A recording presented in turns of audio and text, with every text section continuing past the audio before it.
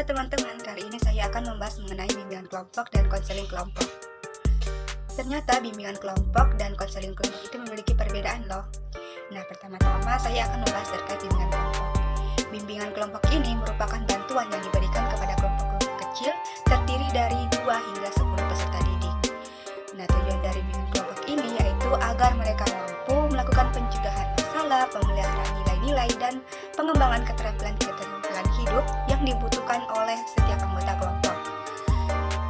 Cara pelaksanaan bimbingan kelompok ini ada beberapa tahapan loh. Secara umum, langkah-langkah bimbingan kelompok terdiri dari yang pertama, prabimbingan. Nah, prabimbingan ini dilakukan sebelum pelaksanaan bimbingan kelompok.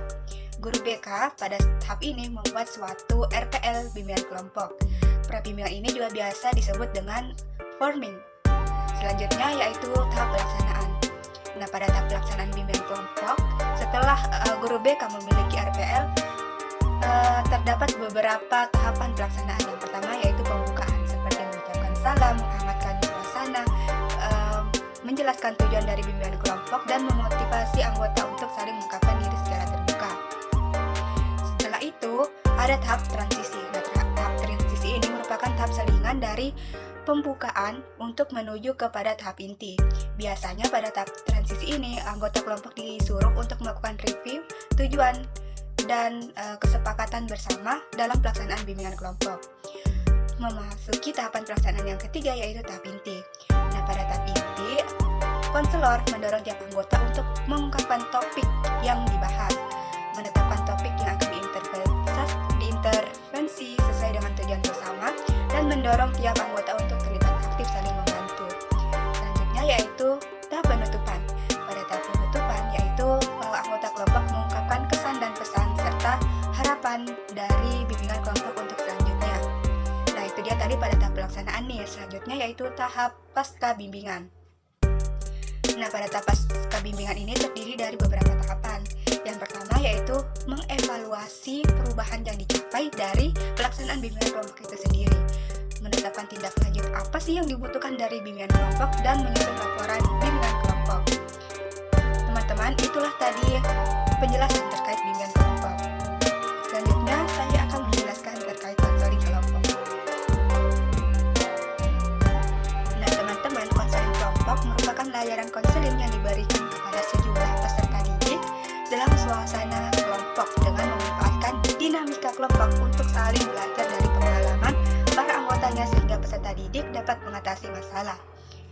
Nah, tujuan dari konseling kelompok ini berupa memfasilitasi konseling melakukan perubahan perilaku, konstruksi pikiran, mengembangkan kemampuan, mengatasi situasi kehidupan, membuat keputusan yang bermakna bagi dirinya, dan berkomitmen untuk mewujudkan keputusan dengan penuh tanggung jawab dalam kehidupannya dan memanfaatkan kekuatan atas situasi kelompok. Nah, dalam pelaksanaan konseling kelompok ini ada beberapa tahapan. Yang pertama yaitu prakonseling. Pada tahapan prakonseling ini dilakukan tahapan forming atau tahap pembentukan. Biasanya konseling kelompok ini terdiri dari 2 hingga 8 orang yang memiliki masalah relatif. Selanjutnya yaitu penyusunan RPL konseling kelompok. Nah, itu dia tadi pada tahapan forming. Selanjutnya yaitu pada tahapan pelaksanaan konseling kelompok. Tahapan pelaksanaan konseling kelompok ini terdiri dari beberapa bagian. Yang pertama yaitu tahap awal. Tapi ini merupakan salah satu tahap kunci yang akan mempengaruhi keberhasilan dalam proses konseling kelompok. Kegiatan ini terdiri dari membangun hubungan, membangun understanding antara setiap anggota, dan mendorong konseling untuk terlibat secara aktif dalam konseling kelompok.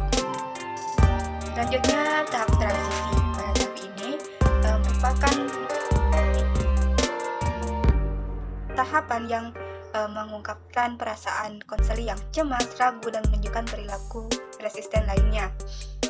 Pada tahapan ini, guru BK atau konselor harus membantu agar konseli tidak perlu merasa cemas dan ragu-ragu.